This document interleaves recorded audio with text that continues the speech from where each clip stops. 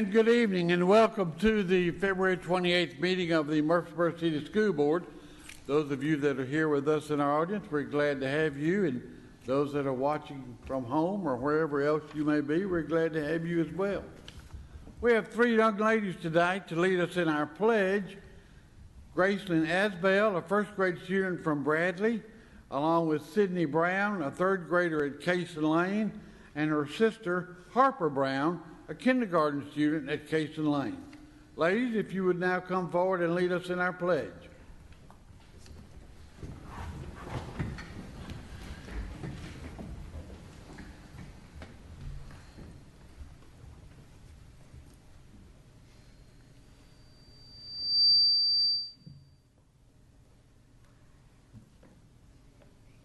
We pledge allegiance to the flag of the United States of America and to the republic for which it stands, one nation, under God, indivisible, with liberty and justice for all. And now our moment of silence.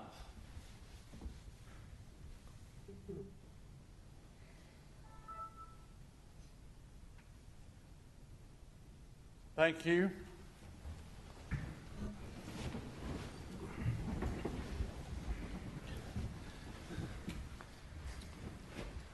All right, you have before you the agenda for the evening. Do I have a motion to approve the agenda? Move to approve. Thank you, Mr. Ballard. Second. Second. Ms. Ranier, thank you. All in favor say aye. Aye. Any opposition? And there is none.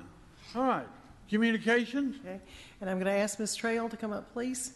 And while she's coming, I want to let you know that we will be having our application for our pre-K grant that we receive every year from the state. And we will have a letter of support that will come from the board, and I'll be asking Chair Campbell to sign that on your behalf. Okay. Ms. Trail? Thank you. In communications tonight, we have several. Cindy Klisch has been invited to present at the National Council of Supervisors of Mathematics Conference in April. The NCSM is a mathematics leadership organization for educational leaders that provides professional learning opportunities to support and sustain improved student achievement. Also, Mitchell-Nielsen School's media specialist Katie Capshaw has been asked to be the co-chair of the Professional Development Committee for the Tennessee Association of School Librarians. Overall Creek Elementary would like to thank Rogers Group for their donation and delivery of gravel for the greenhouse bases. One greenhouse has been installed and the other one is set to be installed this week if the rain holds out. If not, we'll be looking for it next week. Congratulations to Zach Jones from John Pittard Elementary School. He received the 6th grade State Farm Excellence Award at the Invention Convention, and we're going to hear a lot about Invention Convention for a few seconds at least. Also, congratulations to Emily practice that one too. Emilio Gomez from John Pittard, who received the 5th grade Games Individual Champion Award at the Invention Convention. Irma Siegel would like to thank First United Methodist Church for providing refreshments for their new parent orientation social. And then there's a few upcoming events that I want to just kind of read off real quick before we get back to the Invention Convention. Reading in the Schools Day is this Thursday and Friday, depending on which school. I'm sure most of you are reading to many of our children in our classes. This is in honor of Dr. Seuss and Reading Across America. Bradley wants to invite you to come to their Seussical Junior performance, and that will be at the Center for the Arts. It begins on March 3rd, and it goes through the 11th. Public performances are Fridays and Saturdays. The rest of the performances are for our school children. The MCS Job Fair is March 18th. It will be held at Scales. And then the MCS Choir will perform March 9th at Siegel in their gymnasium, and that is a combination of the choirs from all schools coming together to sing as one. It's a beautiful performance, so we hope you can come to that. Also, the Teacher of the Year reception will be at Oakland's Mansion on March 16th. We'll talk about Teacher of the Year a little bit later on, but the reception for them and in their honor is March 16th. So, circling back to the Invention Convention, we have a group of Irma Siegel students with us tonight, and we certainly want to congratulate them. Students Austin Bragg and Harrison Zolt won Best Presentation for 4th grade at the Invention Convention. Irma Siegel students Kylie England, Taylor Risher, and Marissa Fondavanza won Best Presentation for 5th grade at the Invention Convention. Also, Cameron Gallen, Sky Roberts, and Aaron Higgins won first place at the Invention Convention, and they earned a spot at the National Convention. Apparently, I can't speak tonight. The National Convention, which is in D.C., and I want to go ahead and turn the podium over, if it's okay with you, to Miss Angela Pope. And Miss Spencer, are you coming up as well to introduce these girls and let you kind of see how they won a national award? Hello. Thank you for having us tonight. I would like to introduce you to my 3 students. This is Aaron Higgins. This is Cameron Gallen. And this back here hiding is Sky Roberts. And I'm not going to tell you about their invention. I'm going to let them do that. But like she said, they did earn first place, and they earned a spot in the Nationals. And this is pretty special because they're the first group from Siegel to ever make it to the Nationals. So we're very proud of them. So I'm going to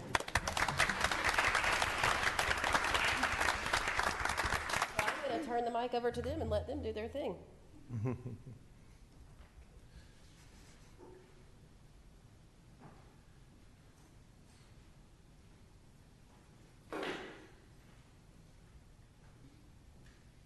Good evening, school board.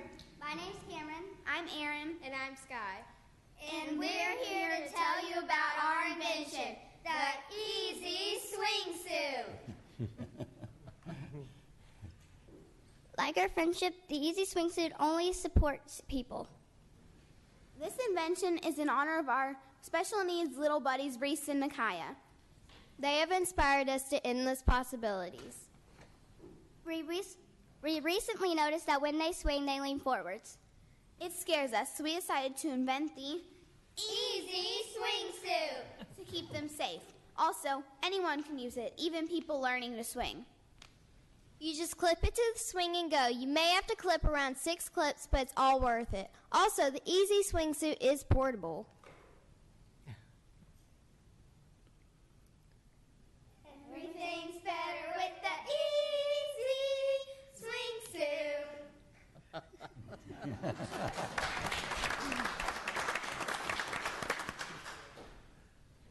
We have made a video of the Easy Swingsuit in action. Good.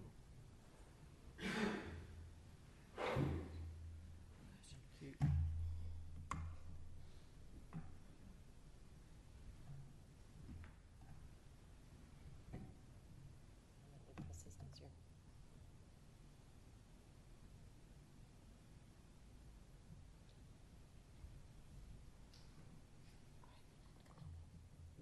Oh, okay.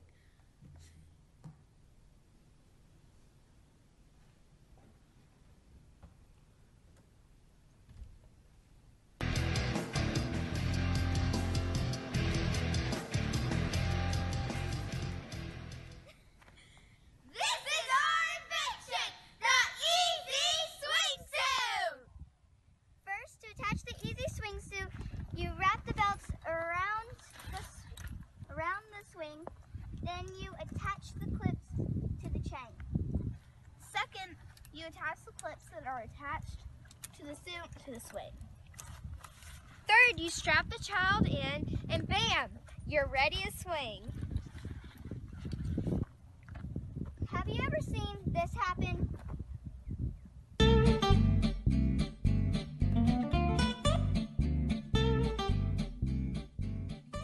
You should try the Easy Swingsuit. Come with us and take a seat. So you stick your arms through the holes and you buckle the buckles. You can adjust them to whatever size you are, and according to how much you need for your balance, that is how tight you need it. Would you like us to push you?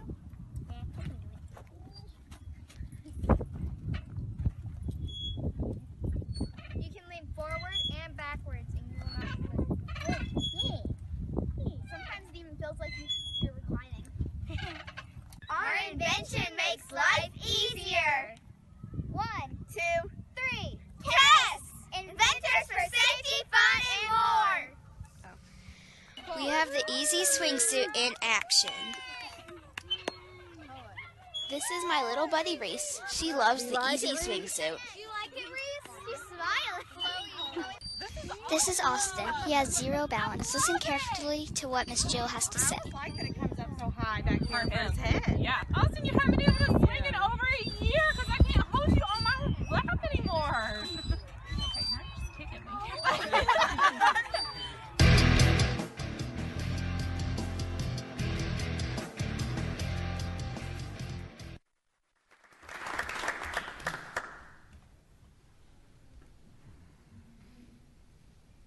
Thank you for watching.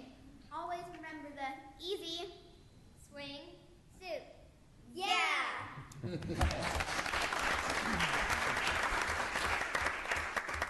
All right, ladies, can you come back up to the podium a minute, because I think some of us older adults may have some questions.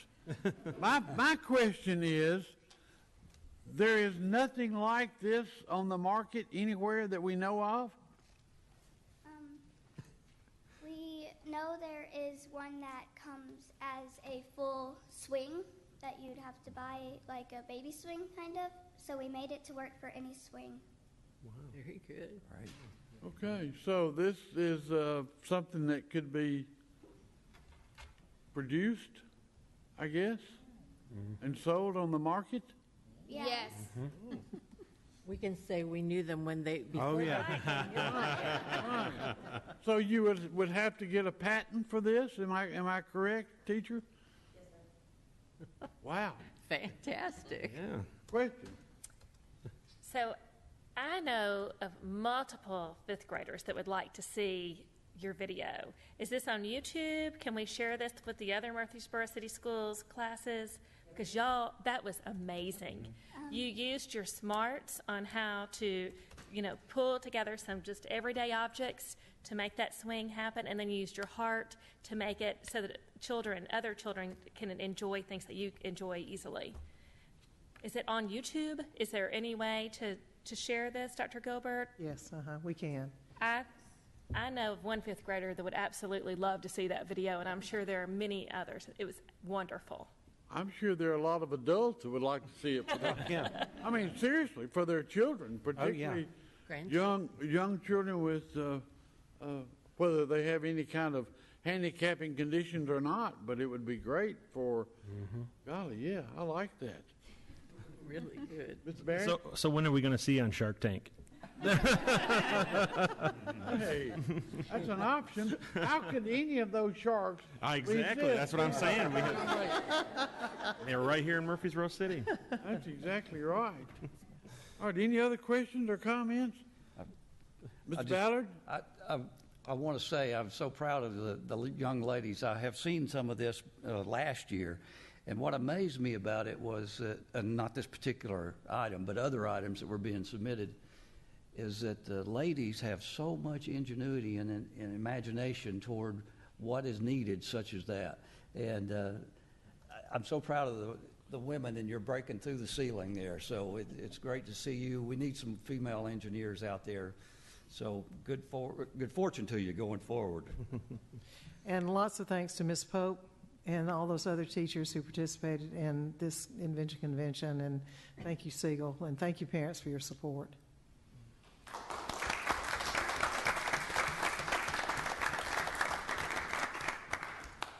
Mr. Barrett, you can get them a spot on Shark Tank. Yeah, I might make a phone call. Got two little twins there that Yeah, might need that. That's right. That's right. You're well aware of that situation. Exactly. All right. Thank you, ladies, very much. Very, very well done. I'm impressed. No kidding. Good. All right. Consent items. You have a list of the consent items in front of you. Do we have a motion to approve the consent items? So moved. Thank you, Mr. King. Do we have a second? Second. Thank you, Mr. Barrett. All in favor say aye. Aye. Any opposition? And there is none. Thank you very much. All right, action items. Well, everything's downhill from what you just said. I just have to say. First action item is approval of testing programs. This would be Board Policy 4.700. It is rescinding IS 11. What you have before you as far as the recommended policy is the TSBA policy, And you'll notice that it's very much like the policy that you had previously, except that now we do, by state law, have to post the testing information online, and so that's primarily what you have, the vast majority of the second page there. We're already doing that because it is under state law. So that's what we're recommending is Board Policy 4700 that would replace IS 11. Questions that you have? I'm trying to find it. Okay, I'm sorry. Page 33 of the document. Thank you very much. I'm on 44 already. I can't find it on my printed document, but I did have a question. Okay. It referred to the TCAP and is that the official name? The TCAP is really, the state would tell you that it's really a comprehensive testing. It would include not only your 10 ready, but it would include like your WIDA test, which is your test for ELL. So the big composite of the tests that we give are still referred to as TCAP, but I think we're used to calling it 10 ready just because we don't tend to separate out the WIDA and the alternative assessment for special ed.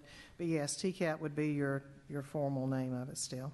And the other thing, and I still, again, can't find it in this printed document. Okay, that's all right. But I noticed maybe it was in the third or fourth paragraph that it referred to it being at, essentially the thought behind it was we're not just testing to test, we are only going to test for purposes that are valid, and essentially we are going to limit our testing, but they have to have a very good reason for us to be testing our kids. That was what I got from it. It was maybe the third or fourth paragraph. And that's the verbiage that you're going to find with law.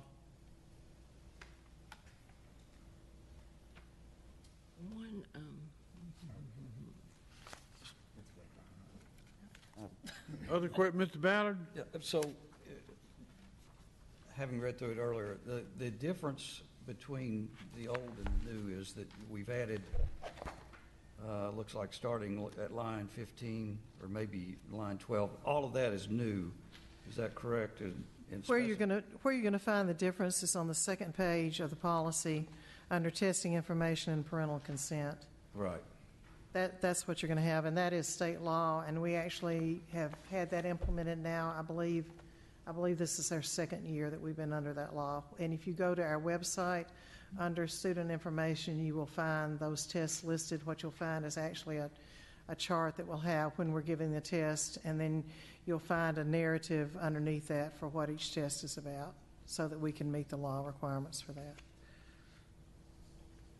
Ms. Renier? Are you finished, Mr. Ballard?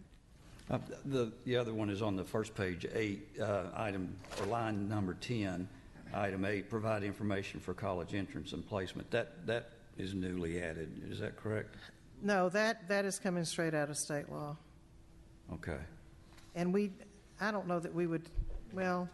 I mean, do we do that? I can't foresee a college coming back to the elementary school. So, Kelly, what would be your opinion on that? I think the last time we did delete that out, that's listed in the state law. The last time we deleted it out because we didn't think it was applicable to our elementary system. So I'll leave it at y'all's discretion. I'm fine with getting rid of that. Yeah, if it's a lame duck, it's not used, we might as well delete it out. So. Okay. Could it possibly have been, or can we use it in the format that the workforce development people come and work with some of the students, which is giving them information about, we go to MTSU and take 4,000, 6,000 children to let them know, yes, we have a college here in town and you can do this too, and workforce development is bringing in different businesses and careers. So I'm all for taking it out, but that could be the way it could be used. I think with it referring to the statewide testing program, I don't see any reason really for us having that because it's justifying the testing, and we're not looking at that. Okay, so I have another question. Okay. Because we do use 10 ready testing or TCAP testing as it was commonly referred to, this is also under the under the guise that it says somewhere in here, sorry, the next page, I think, with the parental consent, that nothing should be given about student ability or achievement. Does this now mean that we have to get parent consent before taking those tests in the spring? I mean, has the law changed in some way that that's necessary now? No, I don't think the law has changed any. I think, though, but since this is coming straight out of the guidelines, I think that's why we have to have it in there. I think this really is referring more toward the psychological, what you would have for the APs, right? Okay, thank you. So our regular academic test would not come under that. There's really no opt-out of that, and they've made that perfectly clear every year with a memo from the commissioner. Mr. King? I was going to say in the new policy where it mentions about the college and such, we go to the old policy, which is page 35 of our document, lines 7 and 8, where the old one says aid in counseling and guiding students in planning future education and other endeavors. I like that because that could be, from elementary to a junior high school. Could we take that sentence and put it back in the new one in place of prep for college? Right, and I think the only difference that you'll see if you look at the old policy and the new policy is in the new policy that line 8, which is not line 8, but number 8, and frankly, that's one that I just overlooked.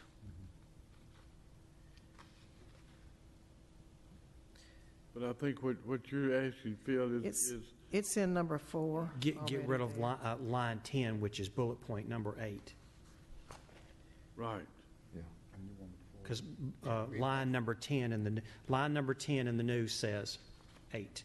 Provide information for college entrance and placement. And I just say, like Mr. Batterball, college entrance and placement's not our thing for elementary schools, but the idea of helping counsel a student in junior high, for example. Right, and that's the guidance. The lines, if you look at the old policy and the new policy, 1, 2, 3, 4, 5, 6, and 7 align exactly. And the difference is that in the new policy with TSB recommendation, you have number 8, and that one I think can be deleted because we're not a high school district. And then in the new policy, number 9 is exactly what number 8 is in the old policy. Good. So number 9 and the new would become number 8. Right. The same thing as what's in the old policy. Right. Mr. Settle? Yes, I was going to say that kind of covers it. I don't think the testing that we're doing is for the purpose of aiding and counseling, guiding students in future college, which is the same thing. So I say, strike the whole thing, and the simpler the better. Yes, so what I'll have for that section will be exactly like what we have in the old policy. Okay. Mr. Barrett? So, is it my understanding TSBA doesn't have like a recommended policy on testing programs? This is their recommendation. Oh, this is their recommendation. Okay. Right, and I just failed to notice that. I looked at it and saw the similarities, and for whatever reason, when I was going through it, I didn't delete that one. All right, thank you. Any other questions or comments? Ms. Smith? Now that I found the correct documents. So the lines I was referring to were 14 through 17 on the old document. 14 through 17. In planning testing programs, every effort shall be made to see that testing contributes to the learning process rather than detracts from it. Okay. Is that thought put into this policy somewhere? No, but we can put it in there. I would like that. Okay.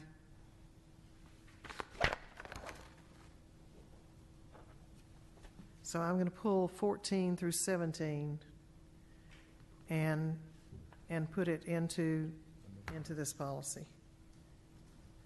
Yes, please. Okay. Good.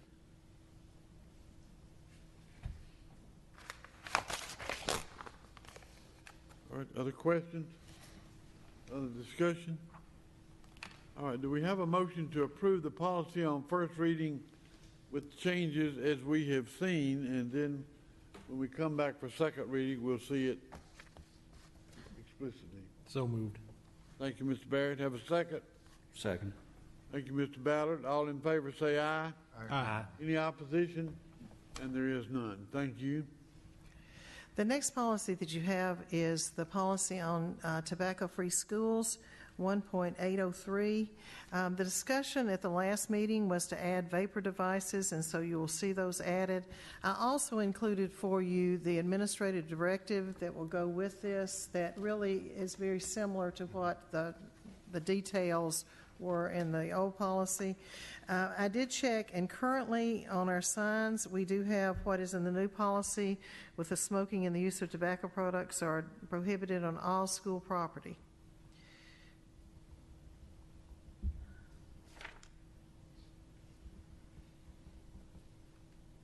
Questions that you have? Ms. Renier? Did we get a cost of what it would be to update those signs, the signage with the vapor issue? This would be my recommendation. I think that the current sign, and if you want to add, this includes vaping, to have a sign and have it a little bitty one underneath there. Mr. Anderson? Yes, we got prices on that, and a sign 6 inches by 14 inches to fit underneath it that deals specifically with vaping would be about $20 per sign. Just depends on how many signs we put around the district as to how much the total cost would be. I think that's a good idea. Do you have any idea how many of those signs we would need? Well, we have them at the front of every building. I didn't know if you wanted to add them to other parts or other entrances to the building. So if we just leave it with the ones we currently have, it would, I think it's just the 12 signs that we have at 13 signs that we have at the schools. Okay. We need one at central office and perhaps the bus barn, transportation. We can. I think that would be a good idea too. Okay. Other questions? All right, do I have a motion to approve the policy as written? This will be on the second reading? Yes, okay. Do I have a motion to approve? So moved. Thank you, Ms. Smith. Second? Second. Mr. King, any other question or discussion? All in favor say aye. Aye. Any opposition? And there is none. We didn't decide whether or not we're adding the extra sign, the extra sign. Well, I thought that was part of the motion to accept it. Mr. Anderson says yes. I was assuming that's what we're doing. All right. So we'll get that taken care of. Your next action item was asked to construct a resolution about the move of the state to one grade per school rather than the separate entities that we currently have. And so you have that resolution before you, and I'm just going to read through it so the public will be aware of what you have asked here. This is a resolution of the Murfreesboro City School Board of Education in opposition to an A through F grading system for schools. Whereas the Murfreesboro City Board of Education provides a local system of public education for the children of Murfreesboro, and whereas the Tennessee General Assembly, by legislative action, has directed the Tennessee Department of Education to develop a grading system for assigning summarizing letter grades A through F on the state report card for Tennessee schools, and whereas, unlike the many divisions of the already available state report card, a rating system that utilizes only a summarizing grade of A through F for schools and districts ignores the unique strengths of each student and school. And whereas an A through F grading system distorts the view of businesses and industries that are looking at Tennessee for commercial development and economic growth by not communicating how well schools are serving individual groups of students or are succeeding in academic achievement or academic growth. And whereas an A through F report card does not identify areas of excellence or areas of needed improvement, and thus gives little guidance to how to better teach children and provides no actionable information for schools and teachers.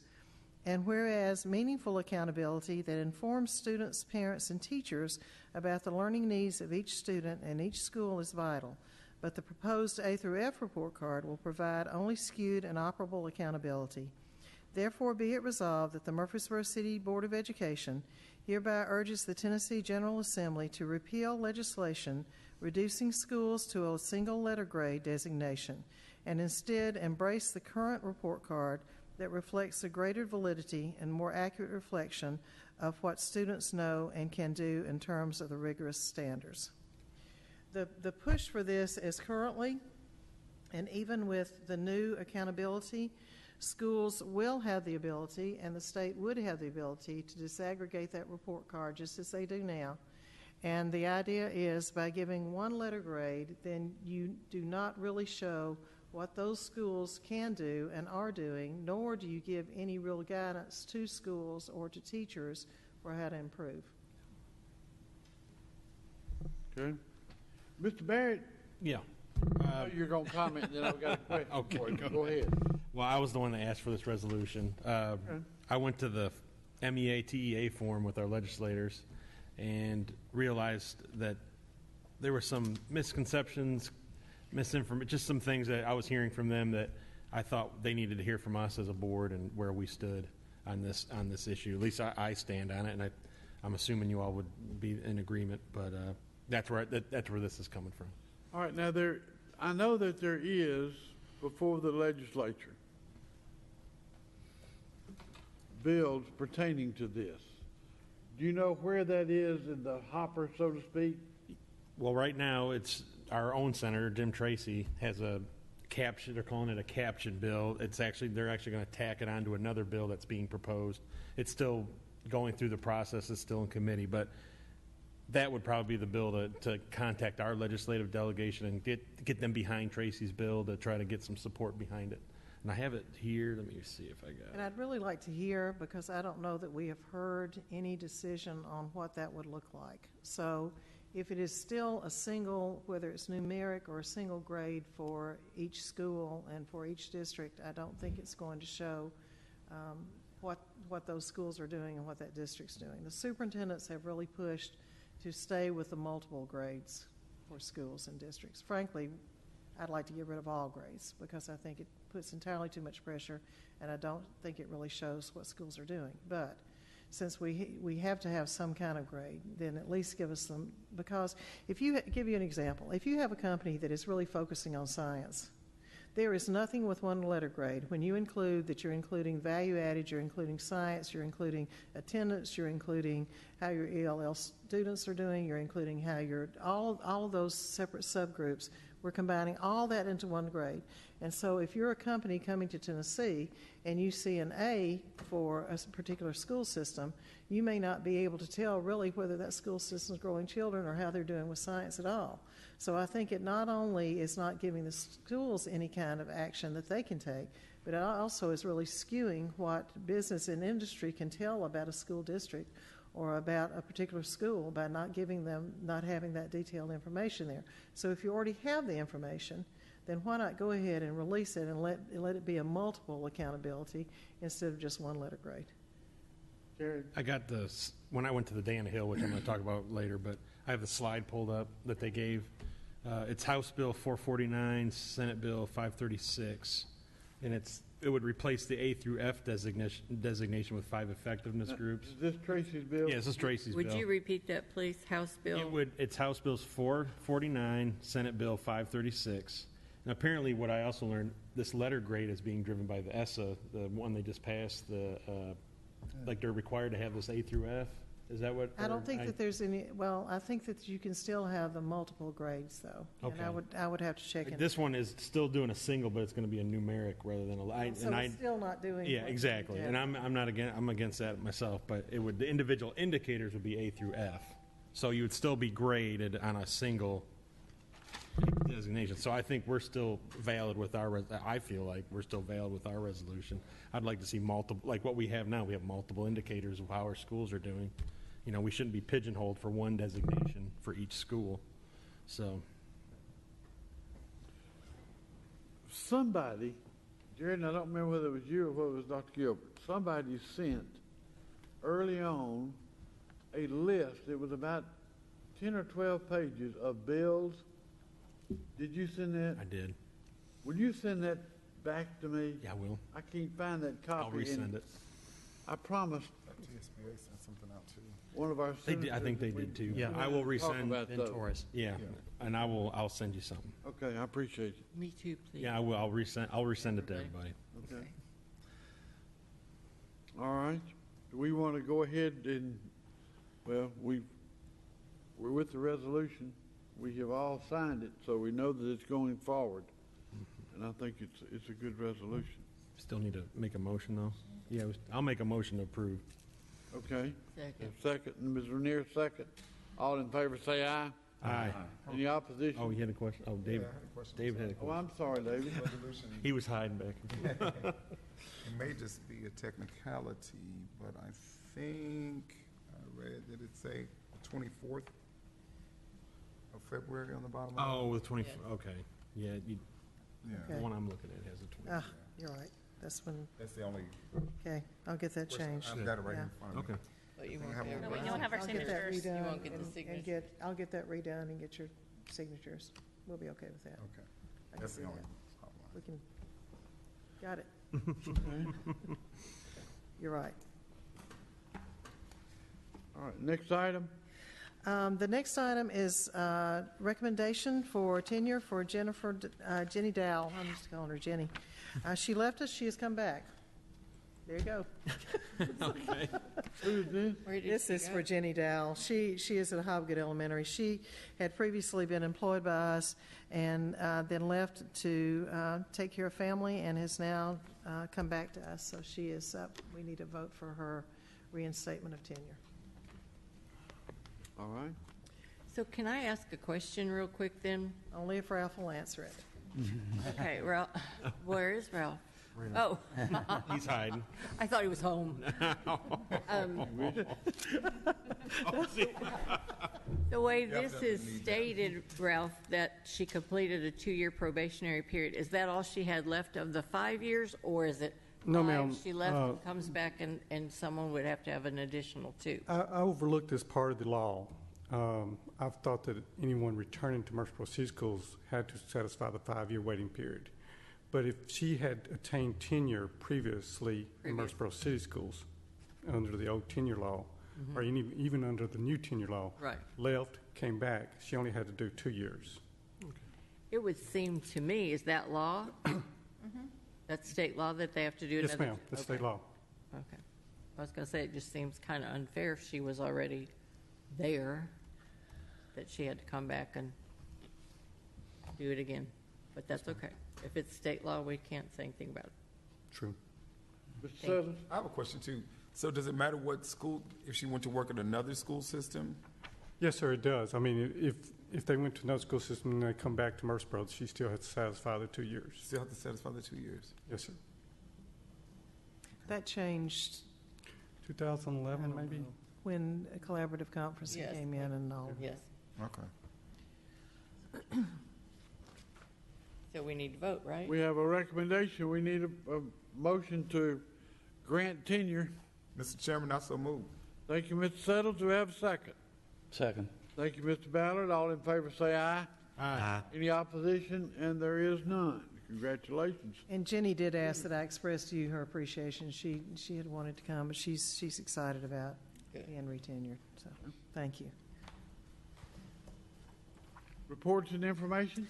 You have before you the Teachers of the Year, and I'd like to read those out, please. Our district Teachers of the Year are Tony Hartman from Scales and Rebecca Sublett from Overall Creek, and I think they have finished their application, and it's already sent off to the state now, so they will be competing next at the sub-region, I guess the regional level, and then state level, core level, which is, yeah, that's Centers of Regional Excellence, so it's the Mid-Cumberland core. And then as far as your Teachers of the Year, Black Fox Elementary, Lynn Smith and Kieran Evans, Bradley Academy, Ginger Hazelbaker and Dana Stem, Case Lane Academy, Natalie Adcock and Laura Kaler, Discovery School, Amy Baltimore and Kelly Kuppinger, Hobgood Elementary, Ashley Barnes and Chick Knitter, Mitchell Nelson, Amanda Masteller and Jennifer Harris, Northfield, Christy Knitter and Rosalind DeMumbrium, Overall Creek, Katie Nanny and Rebecca Sublett, John Pittard, Alex Junot and Molly Oliver, Reeves Rogers, Samantha Bolden and Erin Lebo, Scales, Lindsay Cole, and Tony Hartman, and Irma Siegel, Kim Taylor, and Buffy Davenport. So those are your Teachers of the Year, and I know how much you appreciate their work, but they are outstanding. Keep, knock on wood, we have tremendous teachers in Murfreesboro. Thank goodness. When is that dinner? And that reception is the 16th, I believe, at Oakland? Thursday, is that right? Thursday the 16th, is that correct? 4:30? Yeah. All right. All right, Mr. Anderson. It's the revenue expenditure report. We're at the 58.3% time of the year. This is the month when we traditionally go into the black. During the other times during the year we're losing, we don't have positive cash flow, but now's the time we do, and the reason for that is we have sales tax and property tax collections that come in this time of year. So for the next 4 months or so is when we're in positive cash flow position.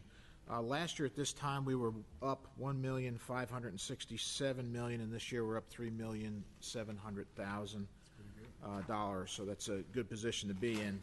On our collection side, our property taxes are up a little over $96,000 over last year at this time, and our sales taxes are up $437,000 over last year at this time.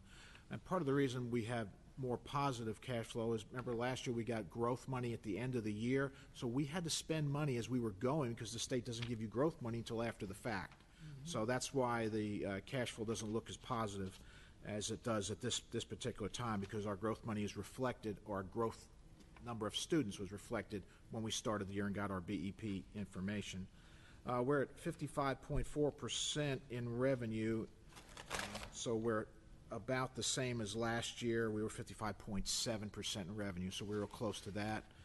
On the expenditure side, the next page, we're at 50.9, and last year we were at 50.5. So we're staying right in the same ballpark on each one of these particular categories. So if anyone has any questions for me, I'd be glad to answer them. Ms. Smith? This might fall under new business, but it does fall under the budget, so I'm going to. So with regard to the free breakfast and lunch, what if, I mean, how does that process work? Is there any chance that we will not have that? That's actually a great question, because right now it's up to the federal government. This is the year they do the full renewal, and we probably won't know for sure until July what's going to happen on that. We'll have some indicators along the way. We just don't know as yet, because the federal government has to vote on it as part of the overall farm bill, and we just don't know. So is that something that when we come to budget time that we need to be thinking about as a possibility? Or, yes? Yes, we do. Fortunately or unfortunately, the school nutrition budget is a separate budget from your general purpose, so it's separate dollars. So we get to look at it separately. We can look at it at different times as well. It's not, this one, the general purpose one is one that has to be approved, sent to the city council by May 1st. So that's the one we really focus on here in this report to you, since school nutrition and extended school program are separate. But yes, it's something we need to be thinking about. We hope to have some indicators in the early summer. We just, we hope they don't wait. Are you making this up, or are you? We hope we don't wait. We hope they don't wait till July. Yeah. Okay. Usually they do it in late June, and we get information on free and reduced stuff really after the fiscal year starts. So last year they did do it in June, so I'm hoping they'll do the same thing this year. Okay, thank you. That's been on my mind, so thank you. Yes, ma'am. I think I read the other day where the new Secretary of Education is in opposition to such items as free lunch. Well, I would love for the Secretary of Education to come and see some of our families then. Well, I don't think we really need to get off on her too much. I'm afraid she'd get welcome like she did in some of the schools she's visited. We'll stop. We could invite her to come, though. We should invite her. I think it would. That would actually be On great. that same note, if it falls under agriculture, though? Yeah, United States Department of Agriculture, yes. So maybe trying to tie it together, but if it's falling under agriculture, I don't know if it's, Well, if it will be that much of an issue as far as the Department of Education is concerned. The part that applies to school nutrition was started in 1946, the year after World War II, and it was designed when the military realized that our kids were not well nourished. And that's what started all this, so I hate to see them regressing and going the other direction now. Mr. Ballard? Okay, this looks good as far as a snapshot for right now, but how are we going to look at the end of the year? Is that going to taper toward, a zero balance? Is we're going to be, expenditures are going to match the revenue? Well, what'll happen is it'll grow the next 3 months, and then it starts to taper down at the end because your BEP money stops coming in. And of course, our goal is to make it as neutral as possible. So that's where we hope we're headed. Since we are a little bit ahead right now, we're hoping that we do end up in the positive side. Trends tend to think we will, but I never like to say yes because we could have an air conditioning unit go out or a roof destroyed, and then we're in a fix. Thank you, sir. Thank you. Yes. The next, I don't have anything on the personnel report. If you have any questions for that, Mr. Ringstaff is still here. If not, I'll go into the the pupil-teacher ratio report and the enrollment report. We handed out the current one, which ended on February 23rd, the end of the 6th accounting period, and that is the one that we're addressing now. We are up 145 students over last year at the end of the year, and we had our lowest attendance percentage, and school districts were closing. We still had 94% of our kids at school, which is just very, very powerful to have that number. Our pupil-teacher ratio for K3 is 19.29 to 1, and 4 through 6 is 21.63, overall average of 20.14. We are experiencing our pre-K special ed numbers going up. They went up 8 students this month. And as you know, as they turn 3, we have to bring them into the program. And they have been increasing just about every month now. So we have 119. And of course, some of those students, as they progress through pre-K, will be going into our kindergarten program next year. So those numbers will be adjusted as well. That's the report. Anybody has any questions on this one? Any questions? Well, yes, ma'am. I guess I kind of have a question.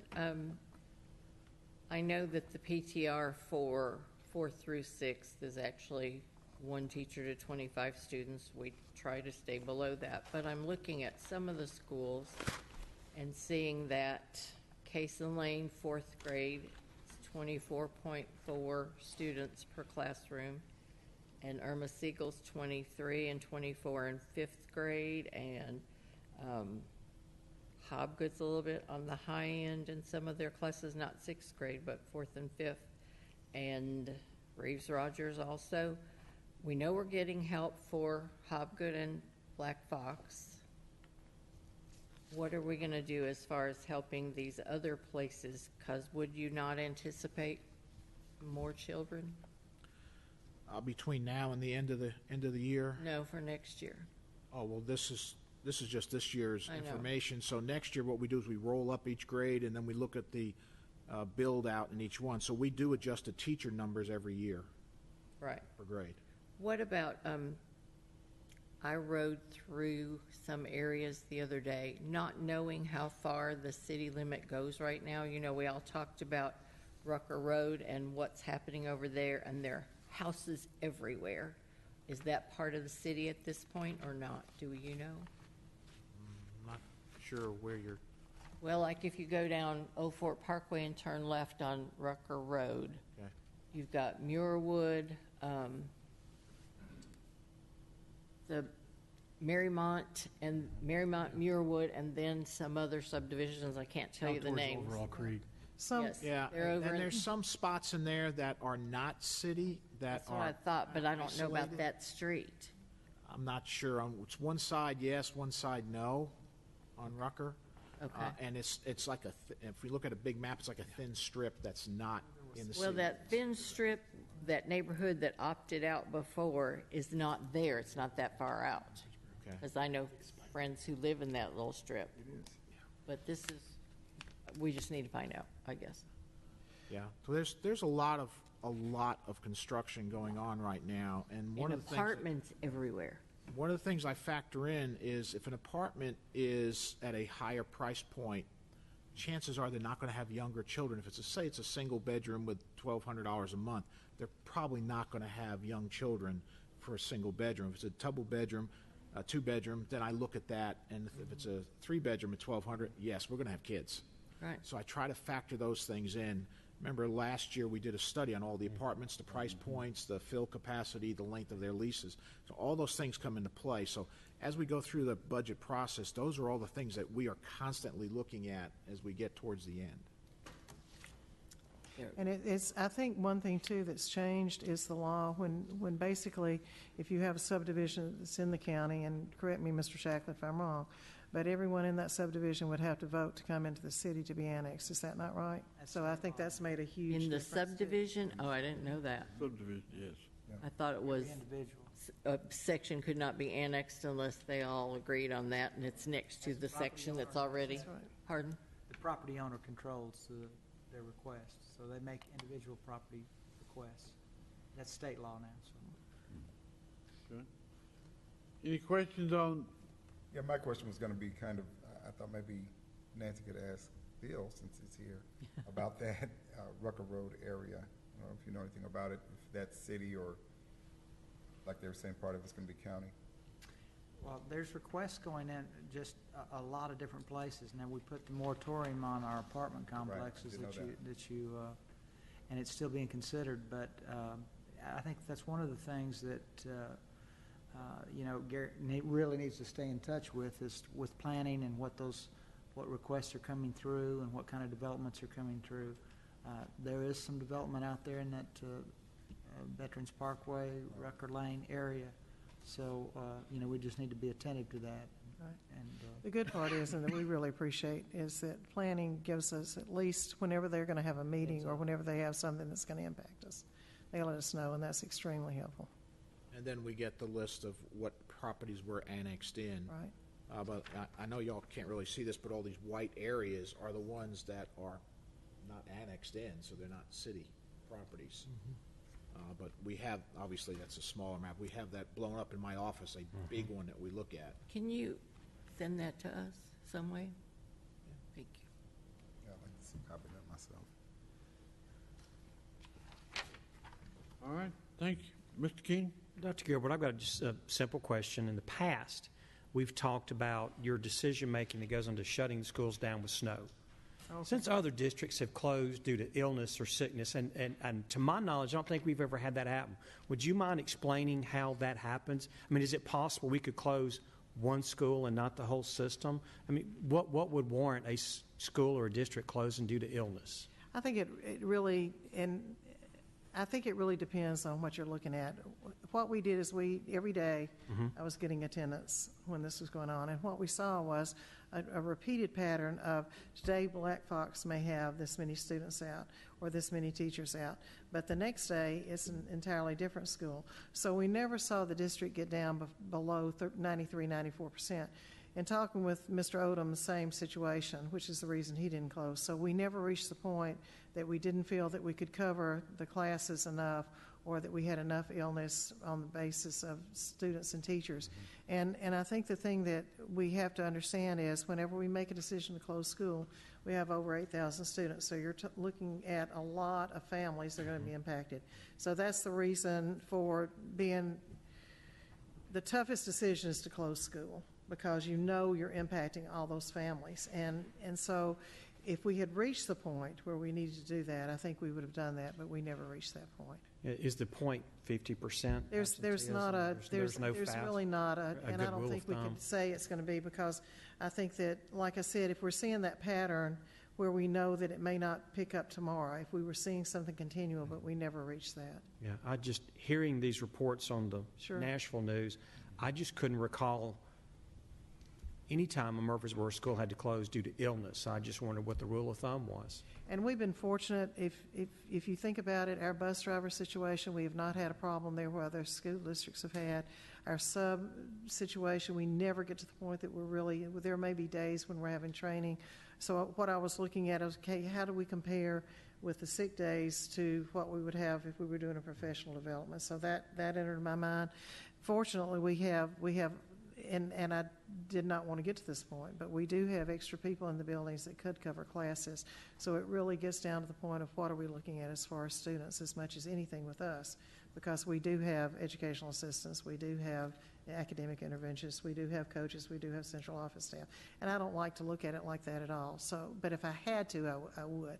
But we never got to that point, so I was thankful for that. Which is kind of amazing, really, when you look at an elementary school district. Mm-hmm. And is a concern, by the way, for the way they want to do the new report card, because I think that with our district being pre-K 6, we will see more illness percentage-wise than we would if we were spread pre-K 8 or pre-K 12.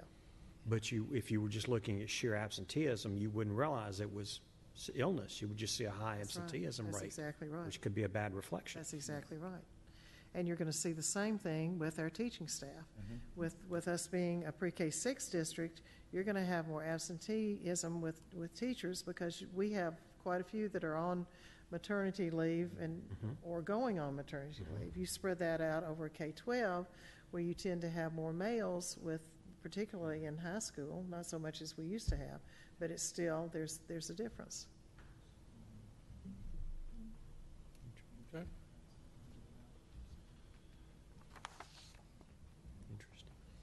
Let's see, we're ready for a legislative update? Yes, I will give I had a chance to go to TSBA Day on the Hill last Monday and Tuesday. They had a reception Monday evening. They changed it. Normally in the past they've done a breakfast and they invited all the legislators and all the school board members. Well, they changed it this year to have a reception with legislators and school board members, and it was more relaxed, more informal, where people had a chance to talk to the legislators from maybe other districts and things, or other school board members, to get a sense of what they're talking about or what issues are affecting their district. So it was good opportunity to change some ideas or exchange some ideas. I can report Senator Jim Tracy was there, and the rest of our delegation was not there. So I had a chance to thank him for being there and talk to him a little bit.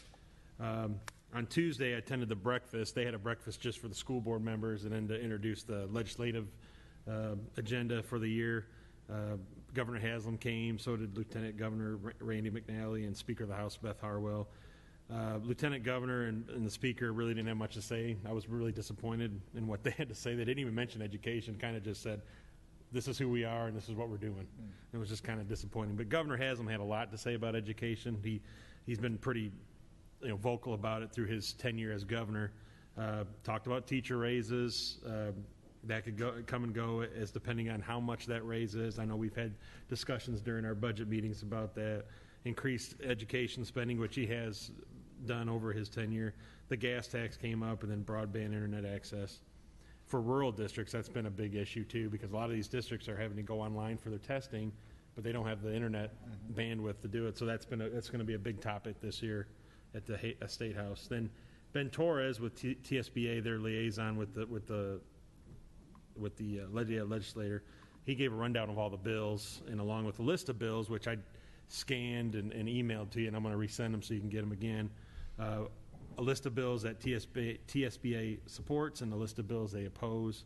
And I just want to highlight some of the ones that I thought took interest in, and maybe I thought we would all take an interest in. The one was the school board elections partisan across the state. There was a bill for that. So that's just something out there, so be aware. Yeah. Explain that. Partisan. So right now we're all nonpartisan school board okay. races. There's a push to make them partisan. Yeah, across the state. So Okay. just keep aware of that. I don't know where that is in legislation or how serious that's going to be, like to make its way through, but that's new this year. So be aware of that bill. It's House Bill 1039 and Senate Bill 583. There's also 5 voucher bills this year. There's the Memphis-only voucher program that we keep hearing about. The bottom 5% eligible voucher program, that's the one that's always been reintroduced year after year. There's still the push for a statewide voucher bill. There's also another push to amend the current IEA voucher bill. That's the one that was passed for special needs children. That would allow anyone who has a doctor's diagnosis to have their child with a disability qualify for this voucher. It would basically allow you to bypass the school process to get the voucher, which I thought that was not a good idea. You're taking away all that. We have a lot of experts in our school system. I just think that's me personally, I think that's a terrible idea. So just be aware of that bill. Then, of course, the A through F grading system bill, which we've already kind of talked about. And I told you Senator Tracy does have a caption bill, and it's House Bill 449, Senate Bill 536. Maybe they can amend that to address some of the concerns, Dr. Gilbert, and what we raised tonight in our resolution. And maybe we could talk to him about that. House Bill 263, they want to limit state-mandated standardized testing to a minimum of 8 hours per year, which I think we're all interested in that. I think we're all in agreement. There's a lot of testing that goes on throughout the year. What number is that? That was Senate. Hold on. Let me go back. 263 House Bill. You're going to send us this. I am going to send you this, and I sent you it before, but I'm going to resend it after. And I think Ben sent it as well, so we've got it somewhere. Yeah, Ben, you got it somewhere, but I'll resend this too, just to help you. So there's also a push. We've talked about this numerous times during our meetings. The charter authorizer fee, currently it's $500. Senator Tracy has sponsored a bill. It's Senate Bill 263 to increase that to $2,500 a year, which I thought was great.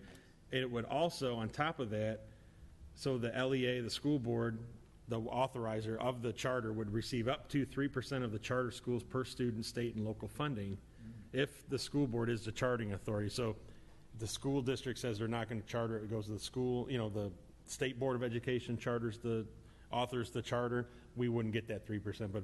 So I guess this is a compromise. It sounds like it's a compromise bill, maybe to encourage school districts to start helping, accepting charters, but I'm not sure about that. I know Nashville and Memphis have a lot of charters, so I think that's where where the drive is coming from for that. House Bill 501, the BEP funding, and there's a bill to include 3 RTI squared positions to BEP formula. Right now, we fund our RTI positions, and that's the, help me out, what RTI, I'm trying to remember. Yeah, they're your interventionists. Interventionists, yeah, and we've seen I've seen it too. They're a positive influence on our district. We've seen a lot of improvement. And actually, we are required to do the RTI squared because it is your tiered intervention, and also you have to prove that you have had so much intervention or the child is not before you can get them into special ed. So it's not an option. Exactly, and it's state mandated. So right now we're having to do something state mandated that's not funded. This would at least provide some funding. It says 3 positions. Right now we don't get any funding for that. So this would be an improvement for our district. So it's House Bill 501 on that one. And then House Bill 503, I know we've talked about this, nurses. It would change the formula in the BEP formula. Right now it's 1 to 3,000. We're required to have a nurse in each of our schools. It's going to change it to 1 to 750. So that would help us that would be a big improvement for it would actually just cover all our nurses. So I think that was a really good one. That's House Bill 503. And so you can see there's lots of bills out there, and I sent you a list, and I'll resend it again.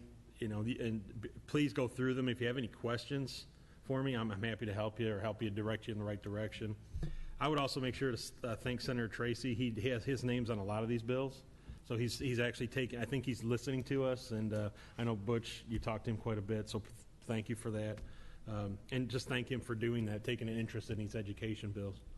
But and encourage some of our other House members and Senator Ketchum to take an interest in some of these House bills, or some of these bills I mentioned, like the nursing bill, the RTI position bill. The more co-sponsors they get, the better chances of these bills passing.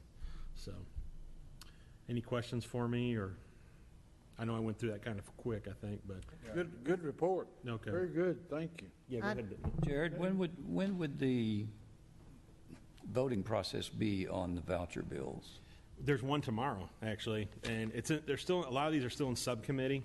I know Dr. Gilbert sent us an alert to it was emergency action item. Right. So if you have a chance tonight, even you'd shoot them a quick email, or better yet, call them first thing in the morning if you have their direct line, or call their office, leave them a message, and just let them know where you stand, and let them know our board has passed resolutions in opposition to any voucher program, and they'll listen to that. So the vote tomorrow is an actual on-the-floor vote for no, it's passage? not on the House floor. No, so okay. It's just a committee. It has to go through the committee process. So, okay. But the more they hear about it up front, the more likely it'll get defeated in the subcommittee process. So that's where we want to focus our. Yeah, exactly. Right. So. Thank you, sir. Very good. Very good. Appreciate very much the stance of the school board and your keeping up with the bills. It's a tremendous help to me. And more importantly than me, it's tremendous support for the district. So really appreciate your activity with the legislative process. I think we also need to include the teachers again and remind them, like we did last year, this is really important. If you feel this way, you would be inclined to go ahead and either call or write or something, because I think they helped last year with the vouchers and charters. Good point. Good point. I don't like vouchers.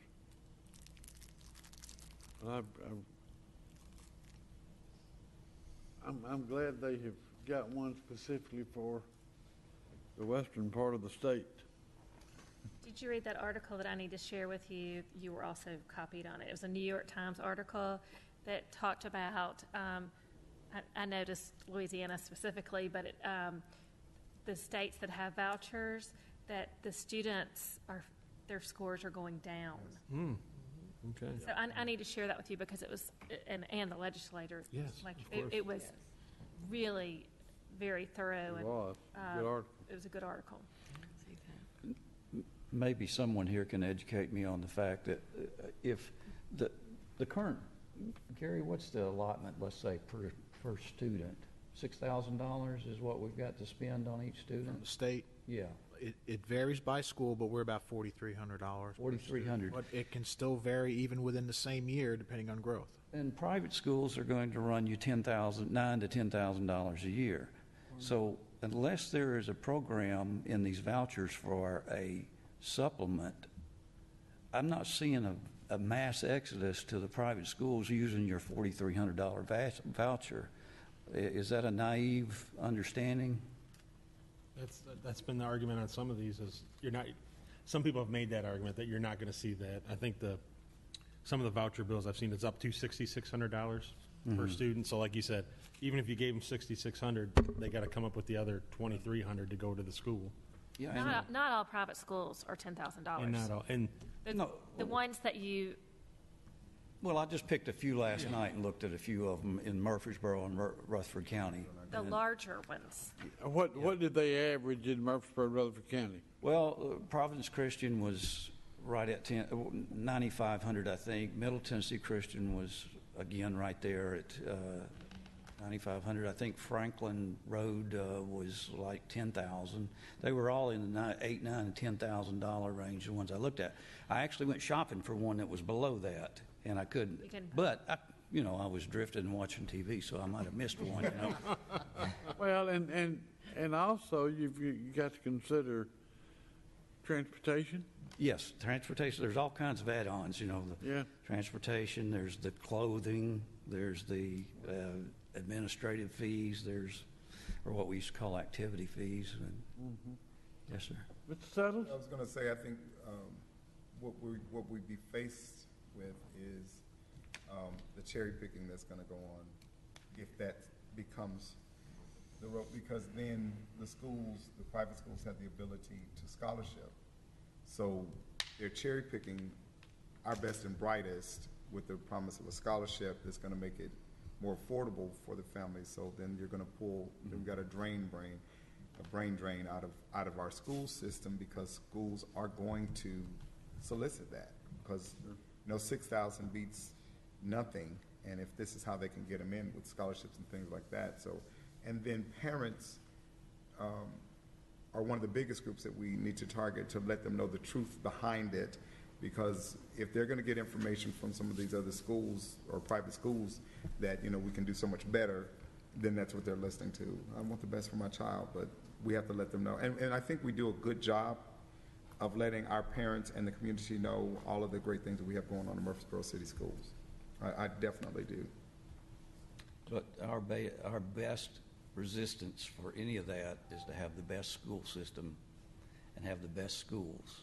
So we ought to keep our eye on the prize for that. So, Ms. Ranier? Do you think it would be beneficial, we want to include the teachers, would it be beneficial to have a couple of meetings for parents throughout the year to explain all these things, because I don't think, I would say that in the population of Murfreesboro and surrounding areas, I would think that very few are still taking the Daily News Journal. Right. I would think that many of them have no clue what a voucher or a charter school is, and I think maybe it would be beneficial to talk to them. Now, I know we've had meetings about other things in the past that we thought were quite pressing with rezoning and things, and people don't come. So I don't know if we should maybe try one at one time and kind of really plug it in some manner and see if we have response. I know that that would be considered a public meeting, which is okay if we're all there to perhaps answer questions, or you lead the way, whatever, but I don't know. We could be the only parents there. I don't know. I think you're on the right track, I'm sorry, because the more information people have, the better. Better decisions. The better decisions they're going to make. So I think it would be good, and we do always appreciate having our educators, and we've had the counselors in and the coaches in. If there's a way that we can get some parent groups into a couple of the meetings where we can at least make some of this information more available, I think, to them, where they can disseminate it. I think that would be very beneficial. I think that's a good track. One of the things that the board had discussed at the retreat was the idea of a town hall. Yes. So if you'd like for us to pursue that, we can. And I'll be happy to try to get one together even before the year's out. Several years ago, I guess when I was working on my master's, I did some research on vouchers, and I found the same thing to be true now.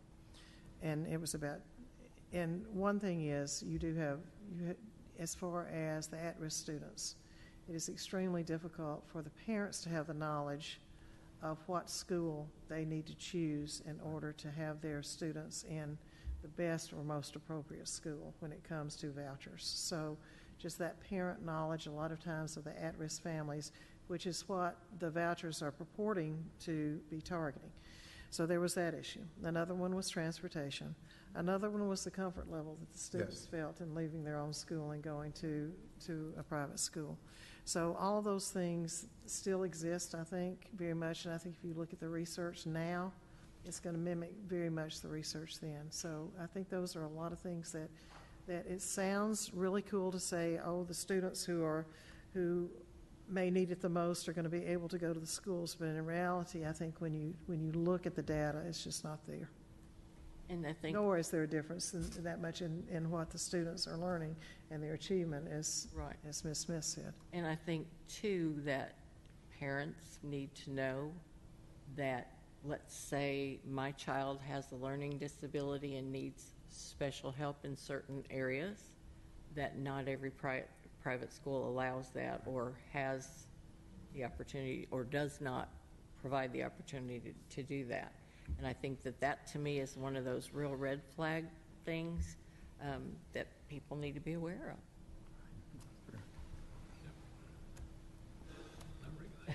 of. I'm running your comment through my scattered brain. I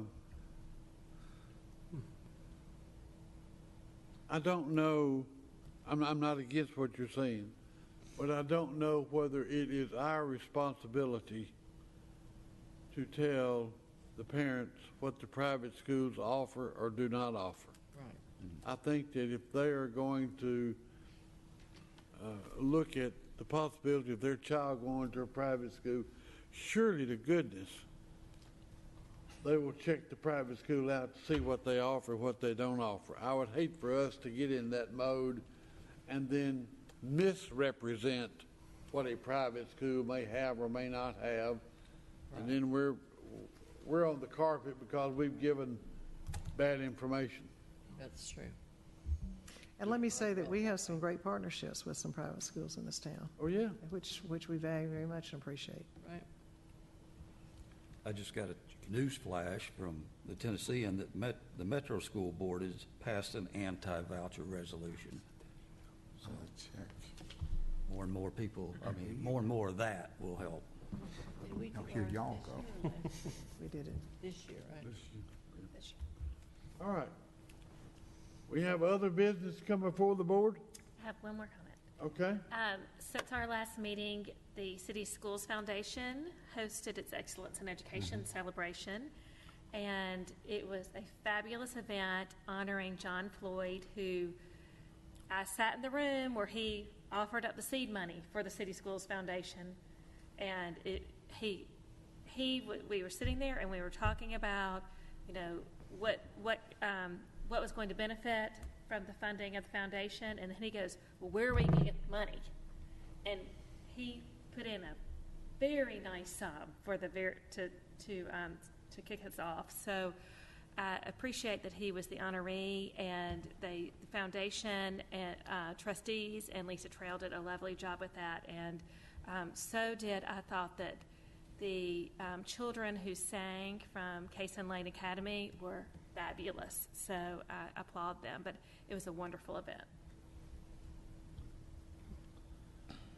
Other business coming before the board? Ms. Renier? I just have a reminder.